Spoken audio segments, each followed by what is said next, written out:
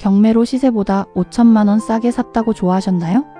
그런데 단기 매도 양도소득세 77%를 맞고 오히려 수천만 원을 손해본다면 어떠실 것 같나요? 나만 몰라서 피 같은 돈을 세금과 이사비로 날리는 억울한 사연. 절대 남 일이 아닙니다. 안녕하세요. 여러분의 통장을 지켜드리는 안심이코노미입니다. 오늘은 경매 낙찰 후 반드시 직면하는 최악의 함정들을 피하는 방법을 알려드립니다. 이 영상 하나로 수천만 원의 기회비용을 완벽하게 세이브해드리겠습니다. 최근 저희 안심법무사를 찾아오신 30대 직장인 김씨의 억울한 사연입니다. 그는 영끌을 통해 시세보다 저렴하게 3억 원짜리 아파트를 낙찰받았습니다. 처음에는 세상을 다 가진 것처럼 기뻐하셨죠? 하지만 진짜 지옥은 낙찰 직후부터 시작되었습니다.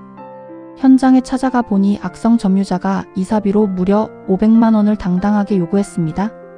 돈을 주지 않으면 집안의 세시와 인테리어를 전부 부수고 나가겠다고 협박까지 했죠. 설상가상으로 전 주인이 밀린 수백만 원대의 체납 관리비 고지서가 날아왔습니다. 김 씨는 덜컥 겁이 났고 어설픈 법률 브로커에게 속아 거액의 수수료만 날릴 위기에 처했습니다. 이때 전국구 안심법무사가 사건에 즉각 개입했습니다. 가장 먼저 감정적인 협상을 전면 중단시켰습니다. 잔금 납부와 동시에 법원에 부동산 인도 명령을 신속하게 신청했습니다. 이후 점유자가 제3자에게 집을 넘기는 꼼수를 막기 위해 점유의 정금지 가처분을 동시에 타격했습니다. 합법적인 강제집행 비용을 고지하고 기물파손 시 재물손괴죄로 형사고발하겠다는 내용 증명을 발송했습니다. 심리전에서 완벽하게 압도당한 점유자는 결국 무일푼으로 자진 퇴거했습니다. 체납관리비 역시 대법원 판례를 근거로 깔끔하게 정리했습니다. 전유 부분과 연체료는 법적 납부 의무가 없음을 관리사무소에 명확히 통보했습니다. 단전이나 단수로 위협할 경우 업무방해죄로 고소하겠다고 강하게 압박했습니다. 결국 공용 부분에 대한 원금만 납부하는 것으로 수백만 원의 자금 유출을 막아냈습니다. 지루한 법조문이 아니라 철저한 실무와 기세로 억울한 의뢰인의 재산을 완벽히 지켜낸 것입니다. 안심이코노미 뼈 때리는 실무 요약 카드입니다. 첫째 명도는 감정이 아니라 철저한 법적 절차입니다. 둘째 부동산 인도 명령은 잔금 납부 즉시 신청하세요. 셋째 체납 관리비는 오직 공용 부분만 책임지면 됩니다.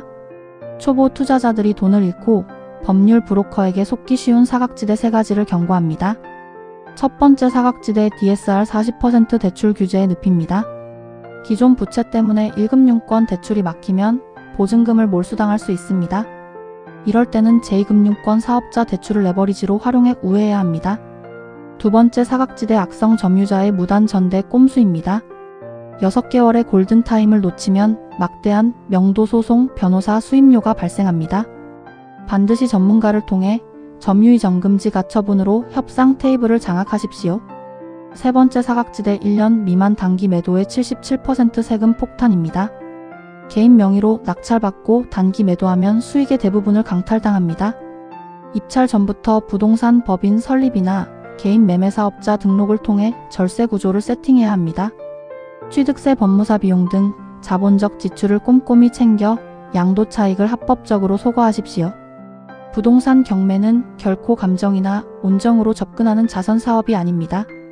오직 숫자로만 증명하고 법리로 방어하는 냉혹한 자본주의 게임입니다.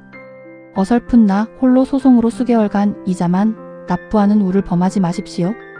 당장 내 통장의 현금을 지키고 합법적인 수익을 극대화하고 싶으신가요? 합당한 수임료를 지불하고 최고의 전문가 레버리지를 활용하는 것이 정답입니다. 그것이 수천만 원의 세금 폭탄을 막아내는 가장 확실한 방패가 될 것입니다. 오늘 내용이 여러분의 자산을 지키는 데 도움이 되셨다면 구독과 좋아요 부탁드립니다. 오늘 다룬 지원금의 모의 계산기, 상세 신청, 플로우 차트, 서류 양식은 설명란의 안심이코노미 블로그 링크에 완벽하게 총정리해 두었습니다. 지금 바로 클릭해서 혜택을 챙기세요. 지금까지 여러분의 든든한 파트너 안심이코노미였습니다. 감사합니다.